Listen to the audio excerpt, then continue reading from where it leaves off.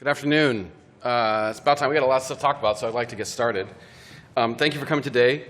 This is how we built the VR's largest open world RPG, and my name is Chris Pruitt. I am the Director of Content Ecosystem at Meta, which is fancy language for third-party game publishing. Usually, my job at GDC is to show up and talk to you about the ecosystem, talk about how, sort of give some sort of state of the union, show you some graphs, talk about how awesome, everything's going and how amazing it would be if you also developed for VR. I have a few things to talk about today, but actually the main event is the team from Sanzaru here who actually built Asgard's Wrath 2, and I asked them to come take this time and talk about their production process, the things they learned, the things that are specific to VR from design, tech, engineering, production, all the whole pieces. So that's what this talk is going to be. I will say that we have other talks that are going on tomorrow. We've had a few today already, but there's a few tomorrow if you are into VR, which I assume since you're here you are. Please come to them. And before we get too far into this, I will also just one more time ask you to silence your cell phones. Fill out the survey at the end, yada, yada, yada. OK.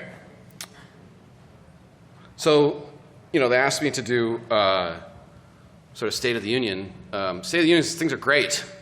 Things are super awesome. It's amazing. We did this partnership with Godot. I don't know if you saw it last week. We are partnering with Godot to make sure that the Godot has a robust VR toolchain so you can build applications for Quest in Godot. We think it's really important that developers have choice of engine. And there just aren't very many out there. And so we're very excited to partner with Godot. Last year we shipped Quest 3.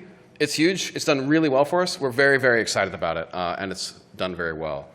I was on this stage a year ago saying, hey, MR is going to be a thing. You should care about MR. And it turns out I was right. I might have known some stuff already. But we shipped 100 titles last year that had MR modes or were fully MR titles.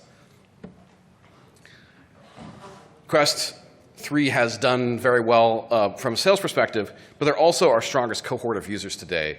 Quest 2 remains out there. Lots of people using Quest 2s. We've got a lot of Quest 2s out in market that are still alive. But our Quest 3 customers spend more time, they spend more money, they have better retention than anybody else in the ecosystem today. We also shipped a couple of really big games. This is a non-exhaustive list.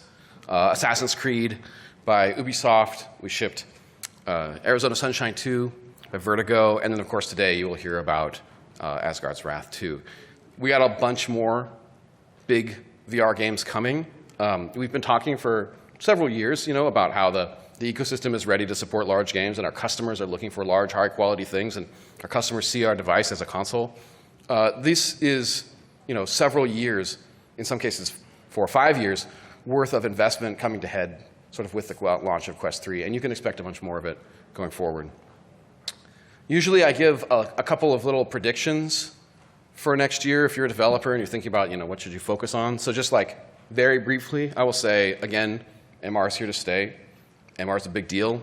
It's also very early and experimental, and we kind of don't know exactly which direction it's going to go, but that's why it's exciting. There's a lot of design space, a lot of sort of open field opportunities in MR, which I'm particularly interested in. We also have identified that we have a lot of great core content games that are for hardcore gamers. We're lighter on mid-core stuff. We're lighter on stuff that is aimed at folks who play a lot of video games, but don't particularly feel like doing a really difficult skill challenge, for example. If you're working on mid-core titles, that's the type of thing we would like to hear about. We're also interested in open world or large social multiplayer games, even if they're not very large, if they're deep. Those are clearly areas of growth for us and areas where our customers are telling us that they want to do more in VR. I'm sure you've all played Gorilla Tag. We've played Among Us. Those types of games are doing extremely well on our platform. But we don't have too many of the other kind. We don't have a big open world game. Those are the areas that I would point you towards as developers for the next year. Now, I'm going to hand it off to the Sanzaru team here to talk about Asgard's Wrath. But if you are unfamiliar with this game, you've been living under a rock, because last year it shipped in December. And it was the 3rd top-rated game in the world on any platform. Like, it was only rated slightly lower than Baldur's Gate and Zelda. That's kind of an amazing achievement. That's an amazing achievement for any video game. IGN gave this game a 10 out of 10. There's only a handful of titles in IGN's entire history that have been rated that high. But I think it's a particularly important moment for us as VR developers because it feels like a breakthrough moment. It feels like this is a moment where games that are built for VR are recognized as, big-ass awesome video games. And big-ass awesome video games that can hold their own against some of the best titles and the highest-end titles in the field. So I'm going to have the Sanzaru team come up and talk about all this stuff. But please forgive me for just like 1 minute. I'm going to interrupt our scheduled programming here and opine on my soapbox about the game industry. Kotaku is reporting that there's like 8,000 people, over 8,000 people who have lost their jobs since the beginning of the year in the game industry due to layoffs. It's a particularly difficult time to be a game industry employee.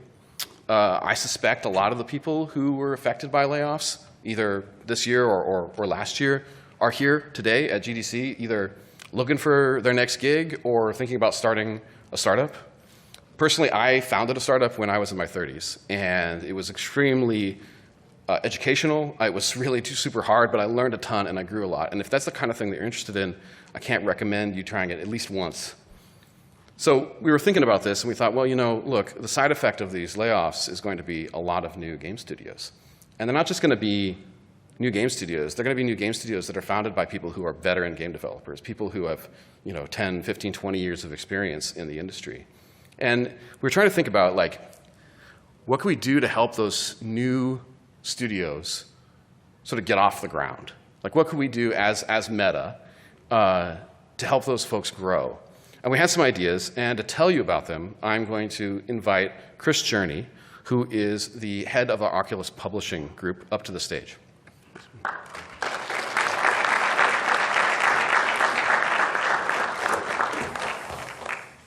Howdy. I am a completely different Chris. There's no relation. I'm Chris Journey. I run the games publishing business for Meta, known as Oculus Publishing. And as the other Chris mentioned, we expect a bunch of senior game developer folks are putting together new studios right now, and we would like to help. So to that end, we're introducing the Oculus Publishing Ignition Program.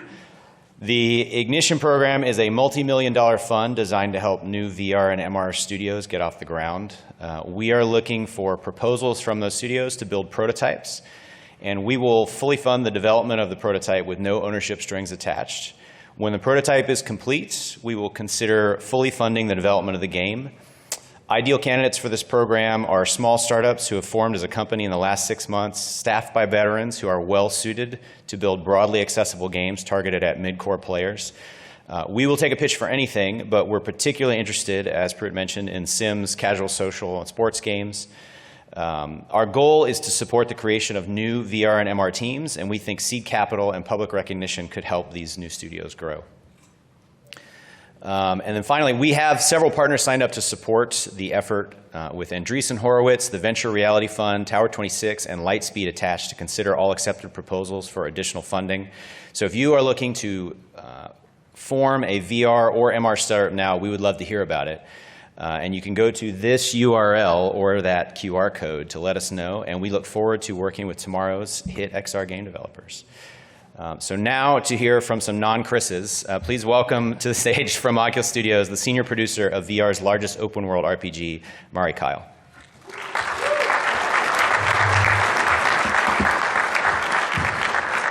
All right, thanks for that warm intro, Chris and Chris. Those guys have been in the VR ecosystem for as long as I can remember and have done so much for developers like us to create amazing stuff. So, Asgard's Wrath 2. We're going to talk a little bit about how we built this massive action RPG game. As Chris mentioned, it's huge in scope, coming in at like 135 hours of content, including main quest lines, side quests, and all the other content in the game. But before we talk about that, I want to introduce ourselves. So I'm Mari Kyle, senior producer from Oculus Studios. We have Matt Kramer, creative director at Sanzaru Games, Jenny Huang, who is head of production at Sanzaru Games, Evan Arnold, director of technology at Sanzaru Games.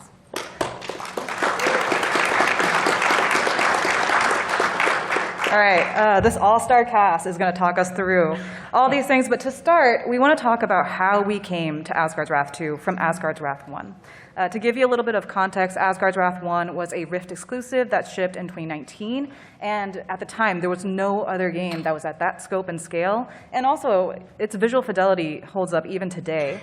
But a lot of what we're going to talk about started there. So, Matt, take us through some of the learnings of Asgard's Wrath 1. Yeah, so first off, let's start at the beginning.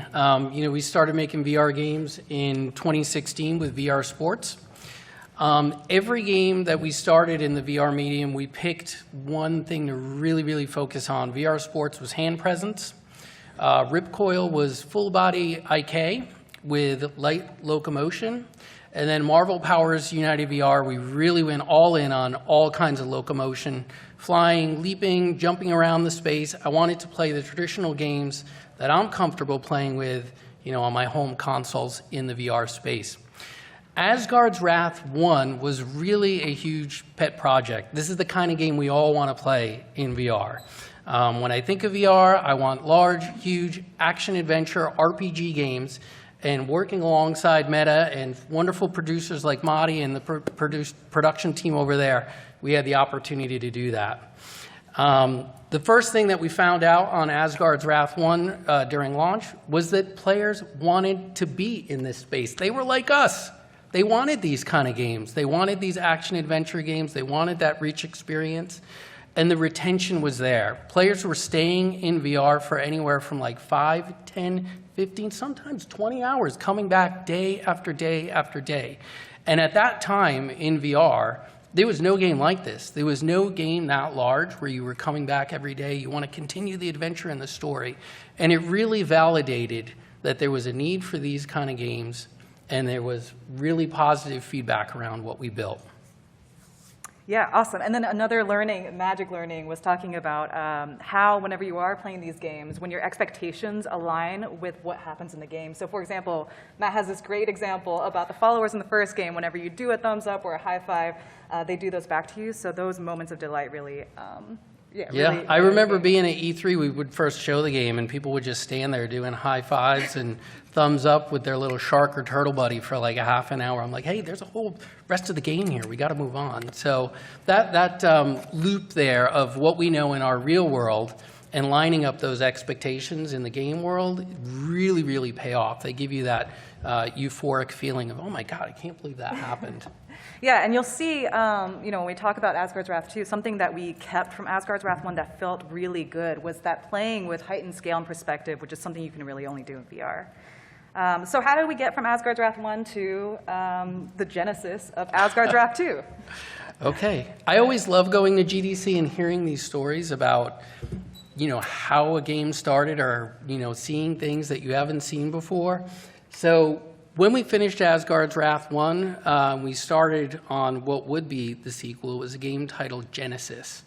It was originally for Oculus One. And the visual style, the visual fidelity was very different. It was more of like a Disney kind of look. It was a single-player game where you just played as one character, and we had a handful of little animal buddies that character had. So through this learning, we're going to show you a little video here, but through this learning, one thing that we really missed on was looking back on what was the success of Asgard's Wrath 1. People loved those stories. They liked the long story arc. They wanted to switch context between heroes. So we really missed that and kind of turned around and went back and we're like, hey, we really got to focus on what the success of the first game was. And then we dropped the Oculus One hardware and we started moving towards Oculus 2 and 3. And that's really where we shifted back to the art style and the visual fidelity that you guys see in Wrath 2. But we do have a little video where you can see what the original concept of Genesis looked like. You can see it looks totally different than what you see in Asgard's Wrath 2. You can see we still retain some stuff. We've got our old friend Abraxas over there.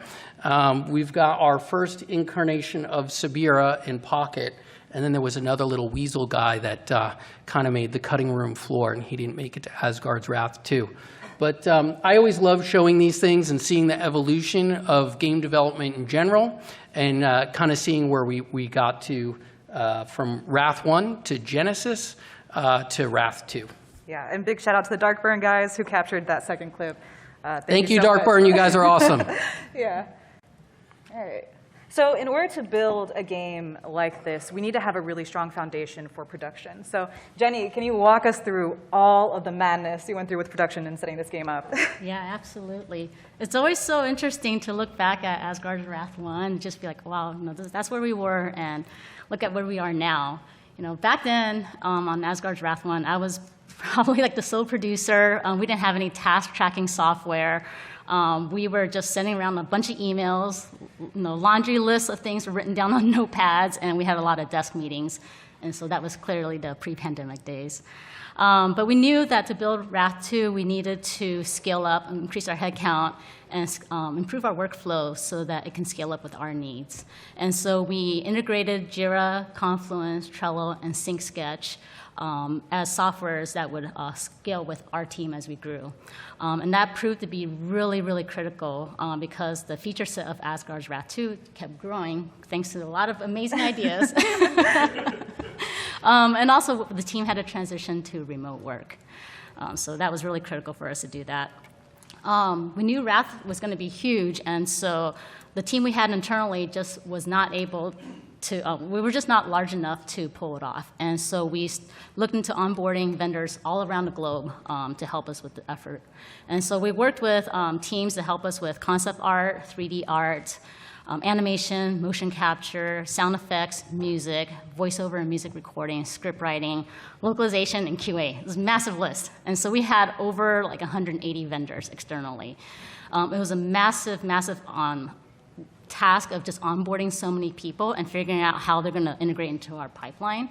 But in the end, it was a huge success because it allowed our teams to then focus more on what was critical for the game and do all the creatives that we needed to build the game.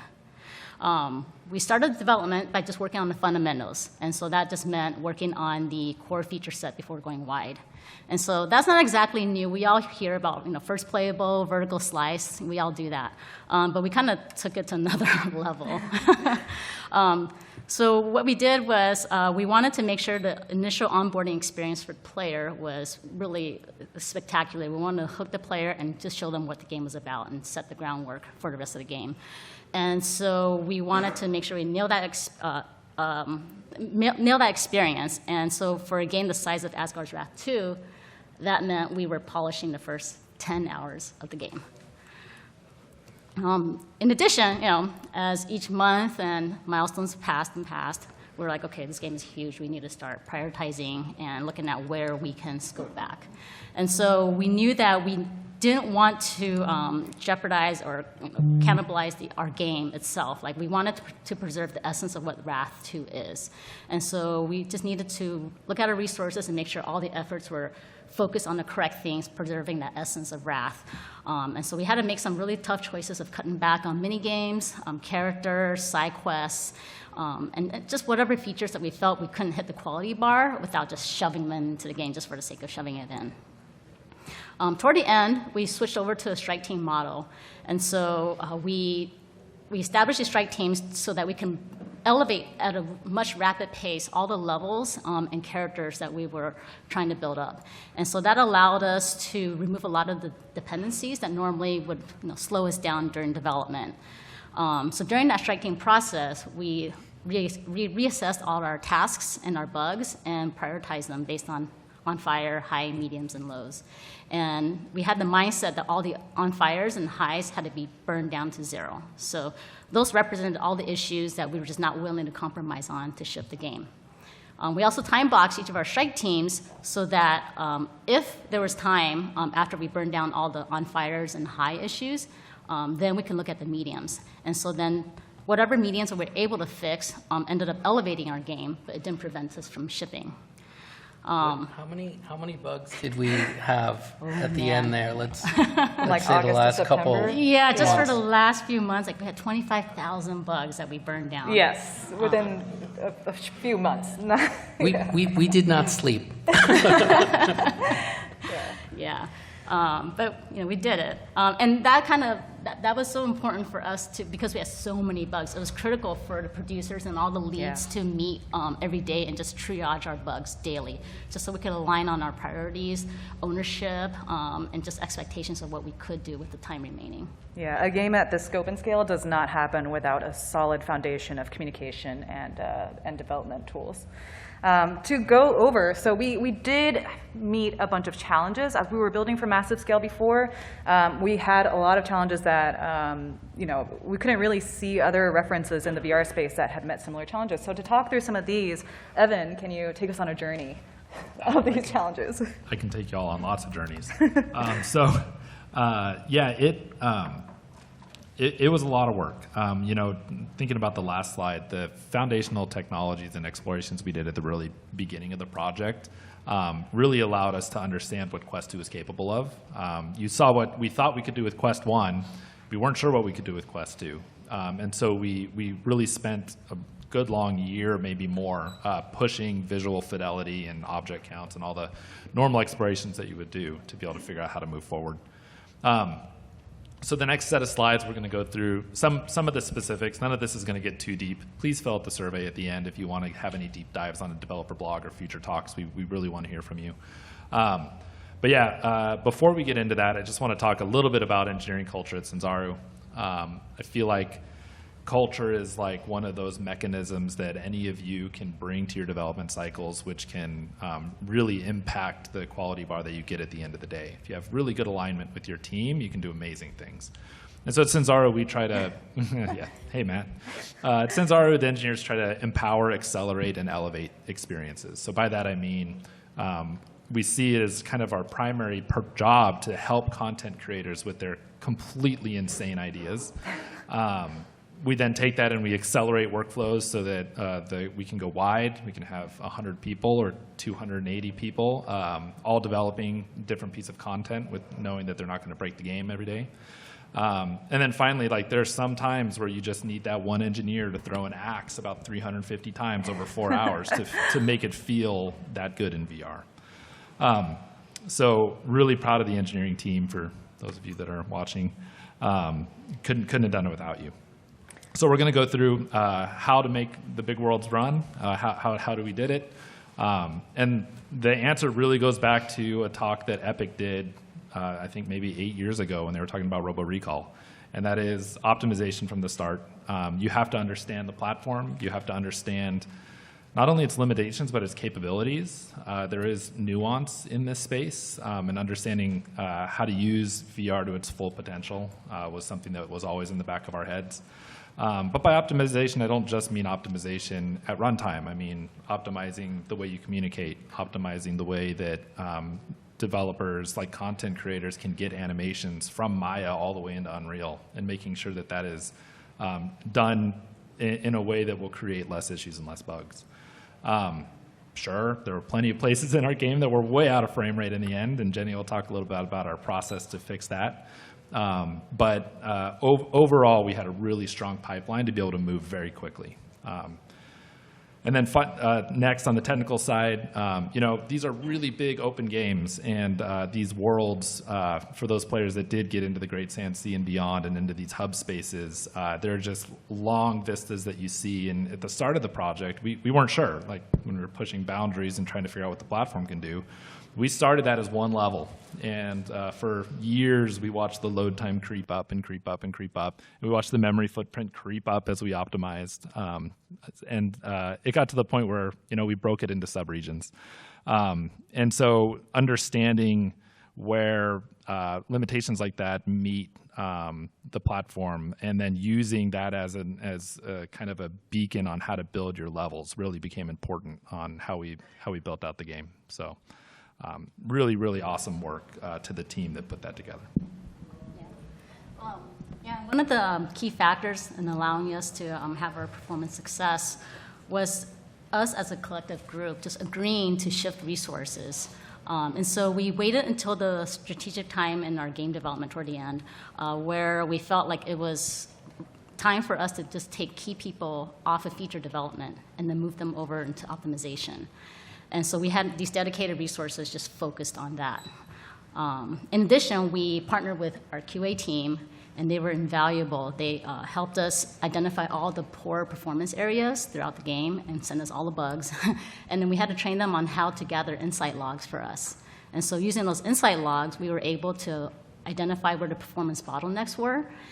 And then with that approach, we ended up looking at our system as a whole and systematically fixed things across the board that would elevate the performance across the board as a whole. And then we sent all those bugs back to QA and just asked them to regress everything. And so whatever was open after that point, then we reevaluated in terms of severity based on our frame rate thresholds. And then we started tackling each of those one by one in those troubled areas. And so with that approach, it allowed us to not feel so overwhelmed by all the dupe bugs that would come in otherwise. Awesome. And how, we have this content performant, but if there's a lot of content, it's really easy, especially in VR, for folks to get fatigued by just the amount of content that's there. And so how do we keep that content fresh? Matt and I and everyone else on the team has had long nights where we were discussing ways to do this. But Matt, you want to give us a little yeah. about it? First of all, for all you VR developers here, this is the first in this medium. When we look back at Asgard's Wrath 1, we wanted to open that first 20 minutes when you're fighting the Kraken in the water with Loki, or in Asgard's Wrath 2, you're back to the tavern where you remember being, and then Heru busts through. Those moments really pull you into the space, and we really want to hook you at the beginning. They are spectacles that you have never seen anywhere in any other medium, and VR is the perfect place to do this. And I'm always thinking of that mindset of being a first in VR, pushing the medium, creating things that have never been seen before. With Asgard's Wrath 1, we have one through-line narrative, and then we break it up into different sagas. Each of those sagas, in my mind, is a totally different game. You're meeting a totally new hero, you're meeting totally new followers, you have all new fresh mechanics, the location looks totally different, and it really keeps it fresh. It's just like reading a book, watching a movie. We want to hook you. We want to pull you into the world. We want you coming back every day, getting into that world and moving the story forward. In Asgard's Wrath 2, we did a very similar format with a high-level narrative broken up into separate sagas that all kind of stitch together.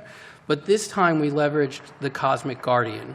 So Cosmic Guardian is kind of like our big god. It's really who you are as the player throughout the whole space. And we use that as a consistency to kind of pull everything together and bridge the game together. But it's I think it's good for just any game development to think of that hook and that fresh feel. And then what Madi mentioned is just the bite-sized chunks is something that we're always thinking about. You might have a player that wants to be in VR for 10 minutes, someone that wants to be in there for an hour, 2 hours. We're always thinking about that, about the way that we break up the game and set up the overall structure. So. Yeah, and then pacing the quest and the skill trees is also something that is new. So whenever you have that new character, if you're 10 hours into the game, you have this whole new skill tree that you can learn all these new abilities, and that really helps keep the game fresh for that longer amount of time. Another thing to bring up here, those of you that have played the game, we had a whole nother mode in there, yeah. The Uncharted Rifts. It is crazy to think because that could be a standalone game in itself, and Jenny and these guys thought I was crazy. But I love that kind of mentality where the game to me is like an onion, and you're slowly peeling it back, and you don't want to share all that stuff. And we had individuals that got to the Uncharted Rift portion of the game. They just get stuck in that whole portion of the game. They don't move the game forward for hours, even days, later. And to me, I love seeing that. It's just, we're always thinking of the value of the product, you know, like how, if I bought this, am I happy with it? Is it you know, have enough content? Is it that high quality? And that's something that's always top of mind, I think, not only to myself, but the entire game devs and Madi, production crew, everyone at Meta. I mean, we're gamers. These are the kind of games I want to play. Yeah, and lastly, just adding moments to surprise the player as they're exploring these massive worlds. We have the GSS, which is our biggest map in the game, and you'll find a ton of hidden treasures, challenges, puzzles, maybe some combat encounters tucked away in these little spaces that you really wouldn't expect to find anything, but we really just wanted to reward the players who are putting in that extra effort to explore with these fun moments of delight. To give you an example of some of the ways that we kept content fresh, this is all of our playable characters in the game. Each one has a different set of skills and abilities and also a different storyline and environment that goes with them as well. They differ wildly from each other. So for example, Abraxas, who is on the far right over there, is very melee heavy. And then we have Jehudi, who is our final hero, who can literally take his head off to throw it and control other enemies. So lots of variety in terms of the characters. But we also have a ton of variety in terms of the companions as well. So these are all of the followers that you can have throughout the game that also have varying skill trees themselves. So you can adjust their abilities to match your own battle techniques.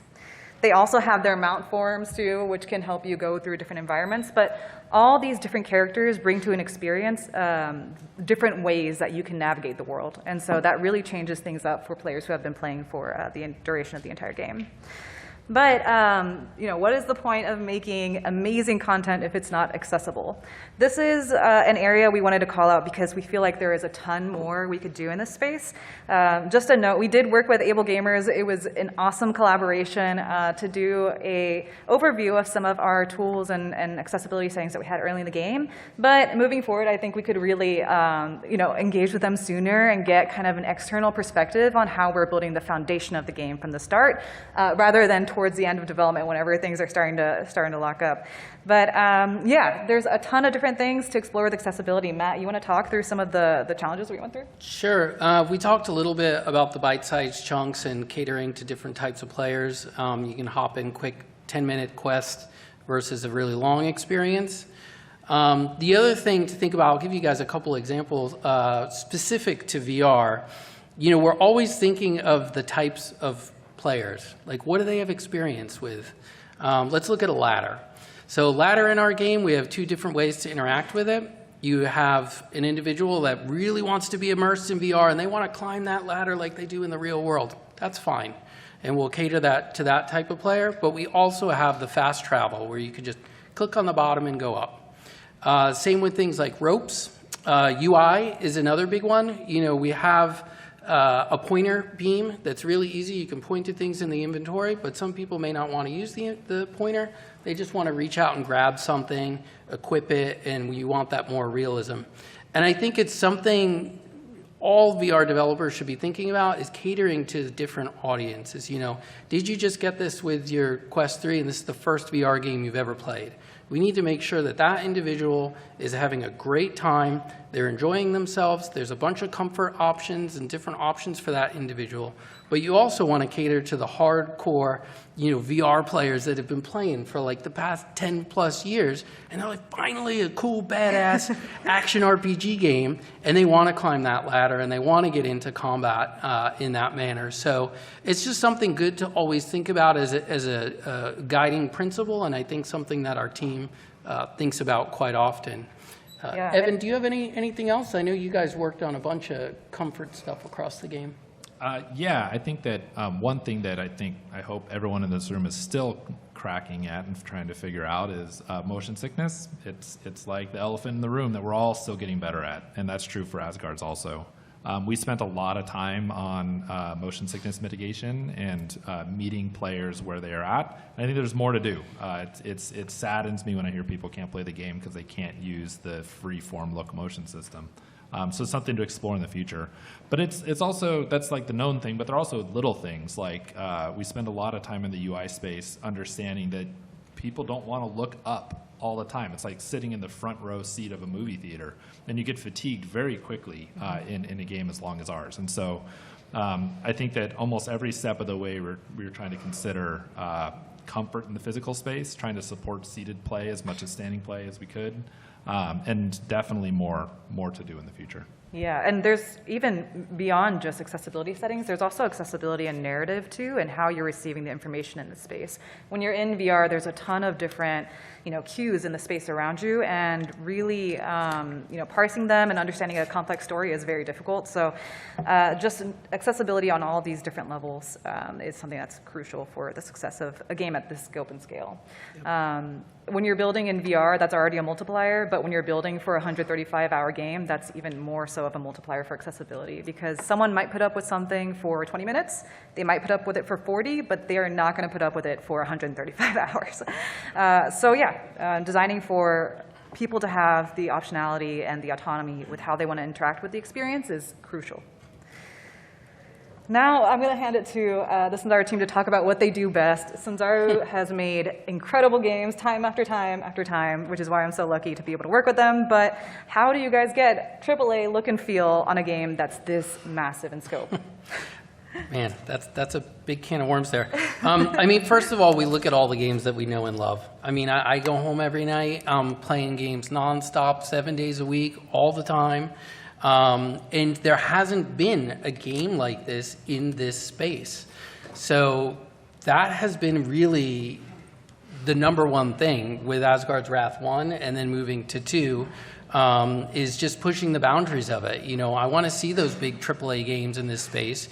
It was phenomenal to be, at the DICE Awards this year, and to be up there with all those other high quality games, all these One Piece studios, all these great games, and it's a VR game.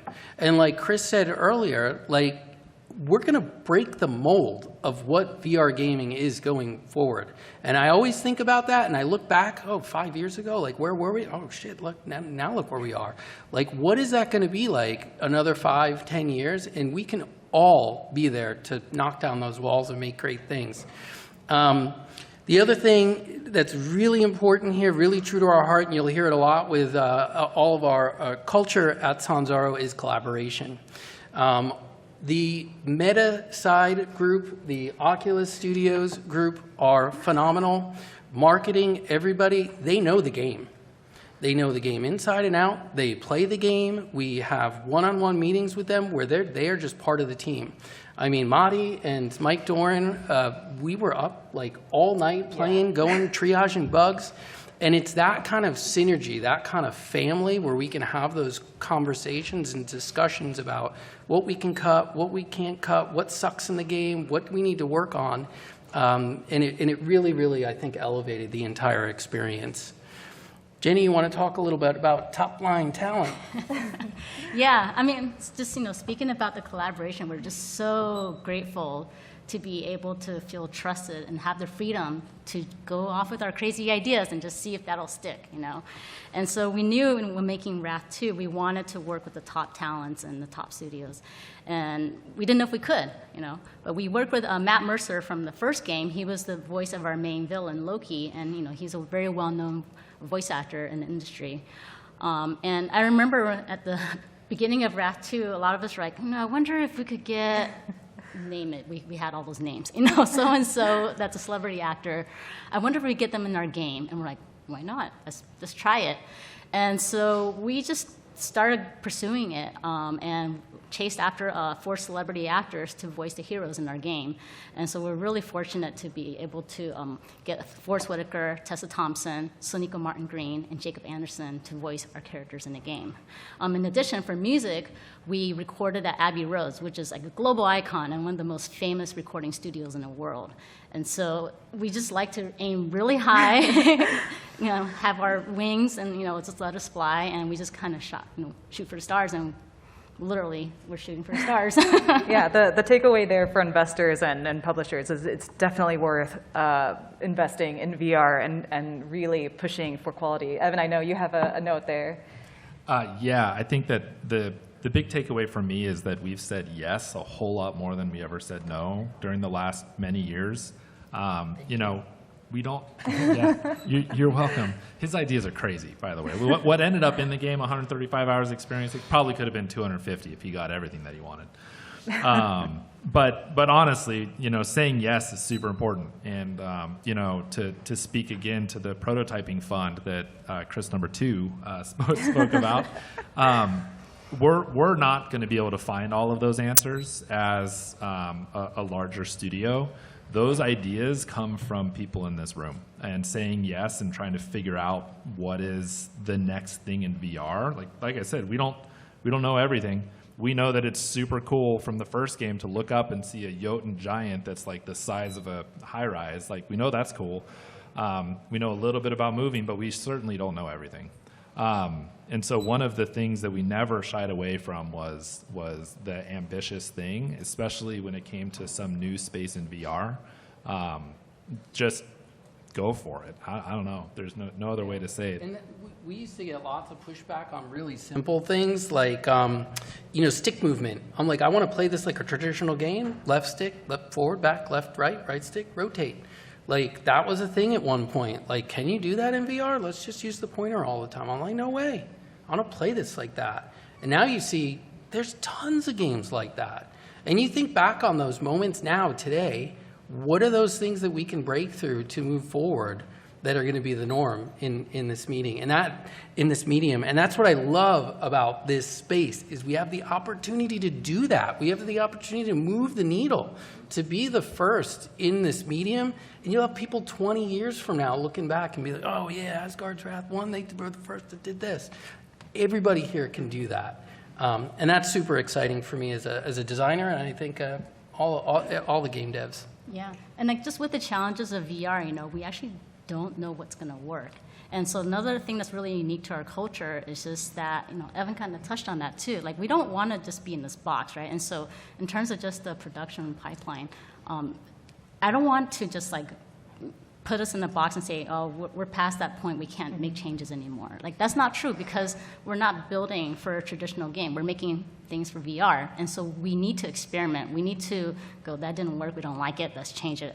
We're getting close to ship, but let's change it, And so that's really important for us. And it's also very uncomfortable from a production standpoint, but we recognize that we have to do that in order to push the medium and to build a great game.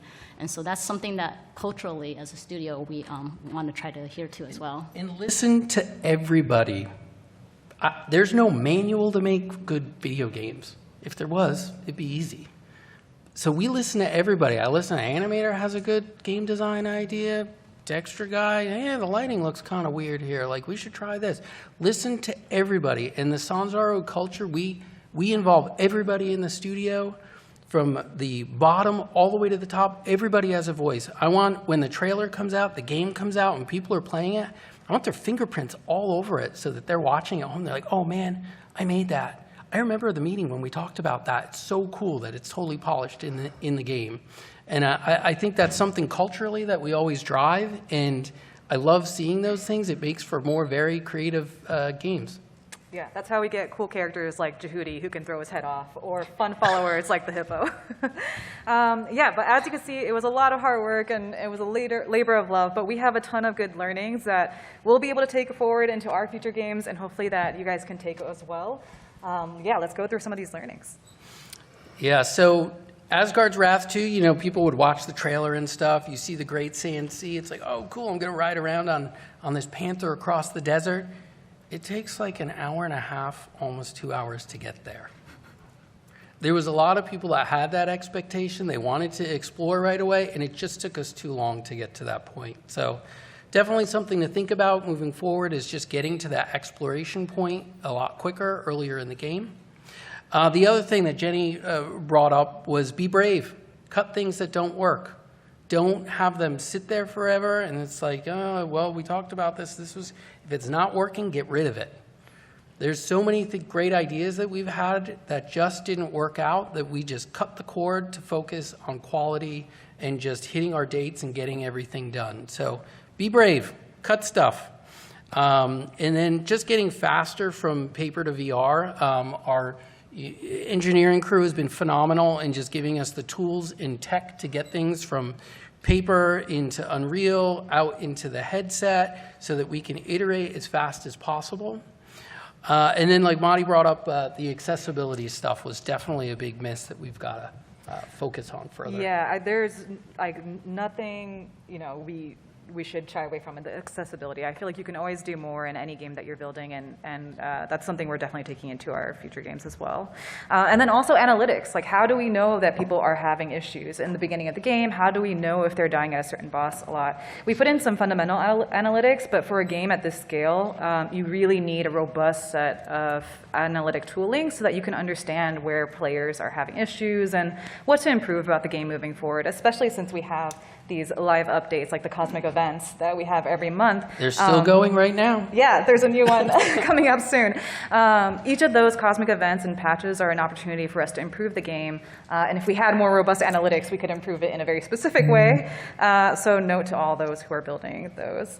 And then lastly, a game at this scale, you need to have really robust navigation tools from the developer side. So easily jumping between saves, easily jumping from one level to the next. When you have a game that's like 135 hours, 60 hours, whatever, in order to get to certain states, like playing through that time is going to be difficult to do it each time. So having a robust file where we can just have a save and jump to that, or any other navigation thing via a debug menu was very important for us.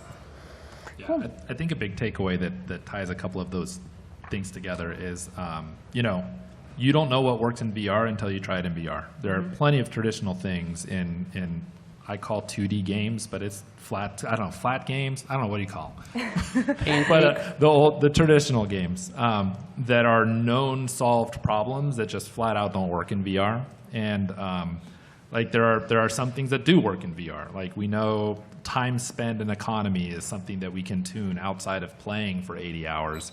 You might get a lot of pocket lint, but we can look at those problems and figure out solutions around them. We spent a lot of time accelerating workflows so that we could have less cabbage in the first 40 hours, although Madi liked the cabbage. I love the cabbage. It's fun. And so making sure that you can tune the things that are not necessarily VR specific without VR, but understanding where that crosses over into a VR only experience, and you've got to put on the headset. There's no substitution. Yeah. As a closing note, this game, like Matt said, this is a game that we all wanted to see in VR. We hope that you like it too, and we all can't wait to play the games that you guys make that are your dream games in VR. Before we open it up to Q&A, I just want to note feedback is a gift. If there are any topics, for example, like the enemy AI, the combat systems, locomotion, or any of our performance techniques, anything like that you'd like to hear more about, we would love to write developer blogs or do some other talks. So let us know in this feedback form if there is anything you want to know more about. Yeah, I will open it up for Q. Oh. I'd like to say we are only a handful of the individuals that made this, and we are the voices and advocates of everybody on our team. And yeah, just thank you to everybody that's participated in this. Making games is tough. And I thank everybody that worked on this game. It's really, really been a true honor. And working alongside Meta and getting the support that we've had really has been a dream. These games, it's crazy enough to build a game out of your head from a piece of paper with a team to get it done, and people are playing it. But to get to make another one was a real dream. So yeah, thank you so much. Yeah, thank you. All right, so we are taking questions. We will also, if we run out of time, we'll be standing outside in the speaker area that's right outside this room also. But yeah, please shoot off some questions. Matt, everyone, thank you so much for all of that insight. I played Asgard's Wrath 1 when it came out. I played Asgard's Wrath 2 right away when it came out. Absolutely love the game. So just thanks for your passion and for the amazing game that you guys built. One of the things I wanted to ask, I think you referred to it in the production. There was a clear transition moment where you said, I quote, "We have the design team working on all these features, and we had to consciously make the decision to move some of those resources and get them back into optimization." Happen to be working on my own production with similar issues. And The hardest thing, because I'm kind of like Matt, I'm looking to move the needle all the time when he says that. That's my heart. I know I have to make those decisions. And at times I know I have to hurt the design a little bit just to make sure that optimization doesn't run out of track. Unlike you, I don't have Meta's full backing behind our title yet. How do you make those decisions, and how do you decide whether something is worth holding on to or, not moving the resources yet? So the question, if I can just repeat it, go is ahead. basically when we get to that point where we are moving resources off of one thing from feature development and going into the optimization, how do we make those decisions? Yeah, no, that's definitely very tough. It wasn't a total shift of the entire team, so it wasn't like one day we're all feature developing and the next day we're all optimizing. And so we had to make sure we started like bug fixing a lot earlier too. So we knew that certain people who were going to be pulling off to do optimization, they're going to get through their bugs much faster and earlier. And if they couldn't, then we had to start preparing like redundancy plans, so who can pick up their bugs for them if they can't look at it. But we had to really just commit to saying these resources are no longer going to be available at this point. And so this is your time frame. Like within production, like it's really important to just like stick to that time frame and just say this is our window to do that. And if we can make it work in this time frame, great. If not, we need to start negotiating and seeing how we want to prioritize things to either make it fit or push off. And so everything's always a trade-off. It's not a very clear-cut line. And that prioritization is tough. So like we'll be like, okay, I need really, really high frame rate in this combat scenario. If the frame rate's not there, combat's going to suck. So we'll prioritize all that stuff and where to put those resources and fix those issues. Thanks so much. Yeah, thank you. Great talk. Neil Smith, I'm a professor at UC San Diego. I run a class of 50 students a quarter on serious games, and we do tons of VR work. One, kind of coming from that experience, one of my questions is, how big is your team? And based on the size of your team, how do you subdivide it to really be most productive and efficient in being able to utilize that full team in what you're doing? Because I have kind of a similar problem. I have tons of students, but how to subdivide them and everything. Yeah. I think, to speak to that Asgard's Wrath 1, we were, what? I think we ended around 80. 80, and where are we at now? 145. 140 or so. The gameplay is going to drive that. Like what kind of game is it? How big is it? Just really methodically breaking down all those needs of the game and where you're going to put people. And drive your scope based on what you have. If you don't have a lot of people and you need to make a smaller game, that's fine. Some of the best games in the world are very, very simplistic mechanics like that. So again, high quality and use your resources wisely and build according to what you have. Great. Thank you. Hi. First of all, thank you guys for your presentation. I'm Sahil. I'm a student at the University of Pennsylvania. So when working on a game with such a big scope that, has, of course, a massive open world with with still a team that is relatively mid-sized, how do you, when there's so much work to do, how do you make sure that your employees have still a good sense of efficacy and that they don't get burnt out with the amount of work that's going on, and that you're able to keep everybody motivated and still within the full vision of the game itself?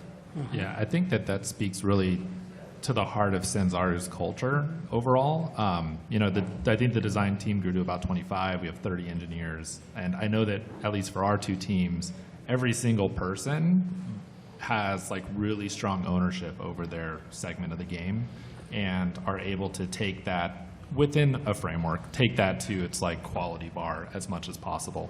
And so we really, we spend a lot of time making sure that there's not churn on waiting for feedback, or there's not a bunch of people just waiting for top-down direction.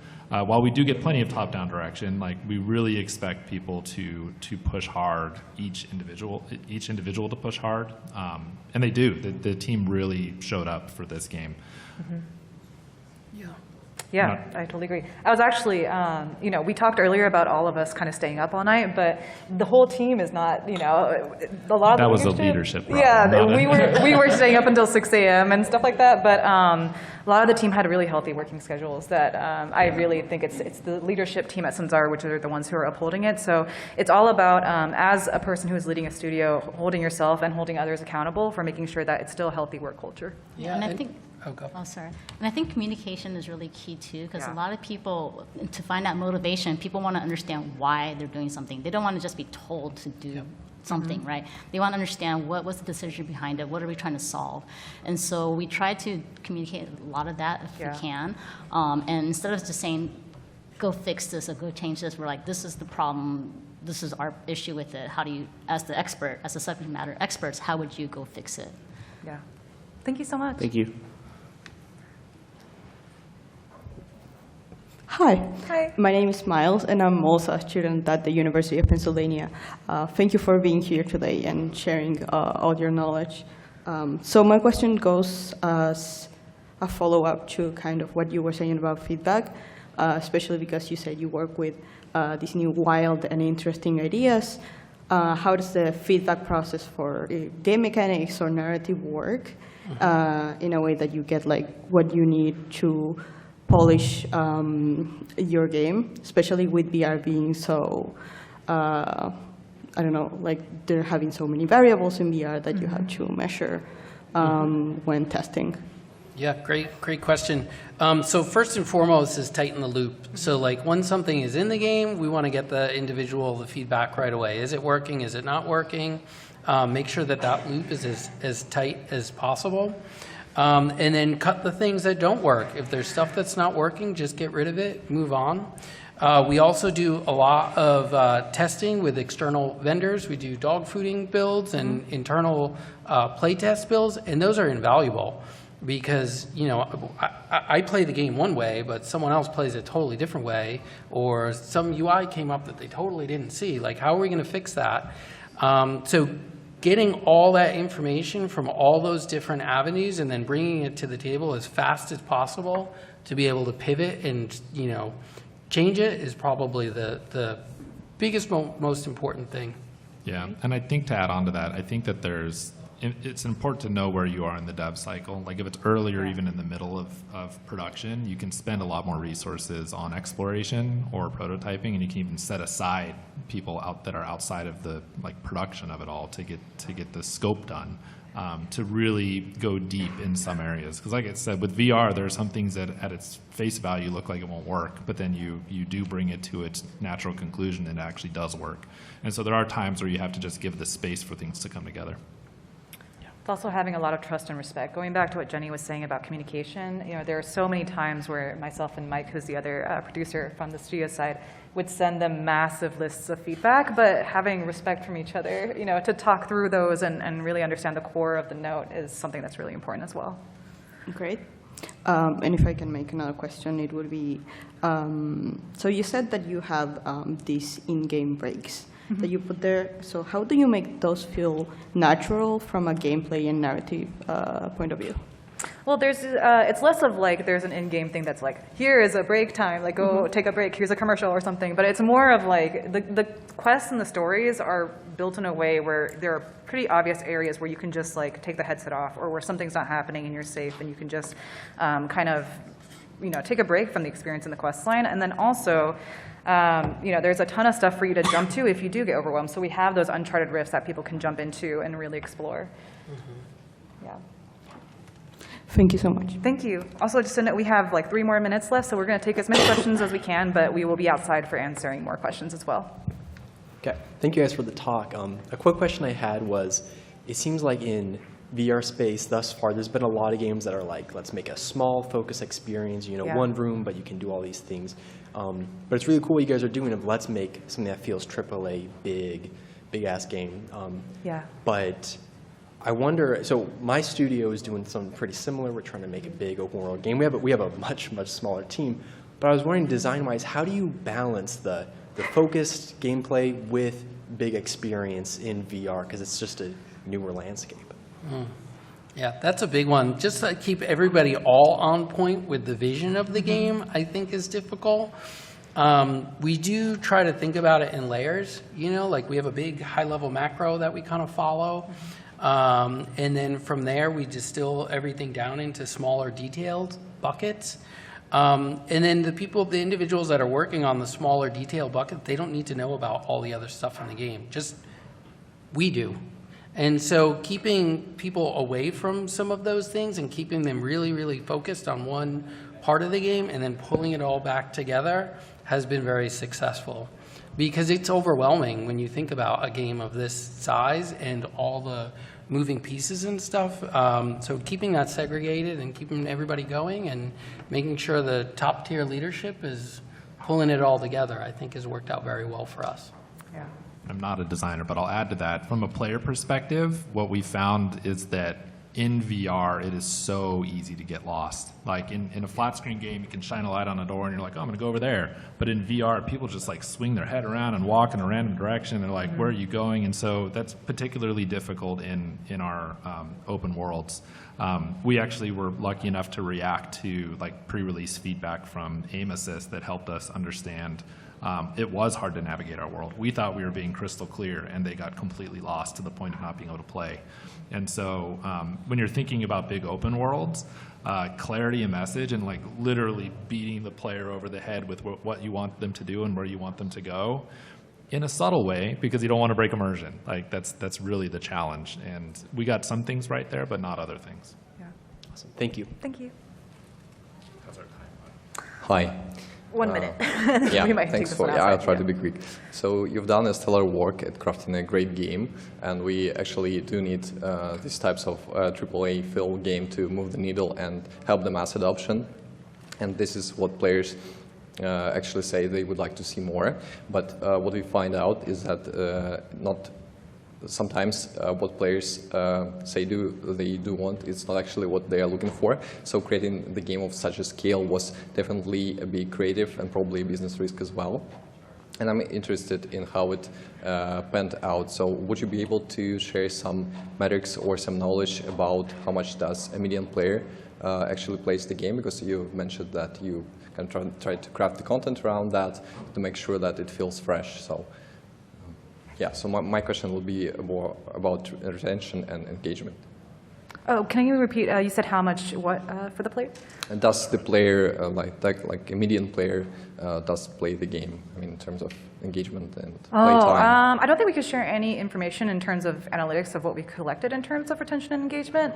But yeah, we are finding, similar to what we did with Asgard's Wrath 1, we are finding that people are spending a lot of time in the VR games that we're building. So longer playing sessions is something that we've really learned from this gaming experience. And think about the variety of types of gameplay. You want people to have a smorgasbord of things to do at any one time.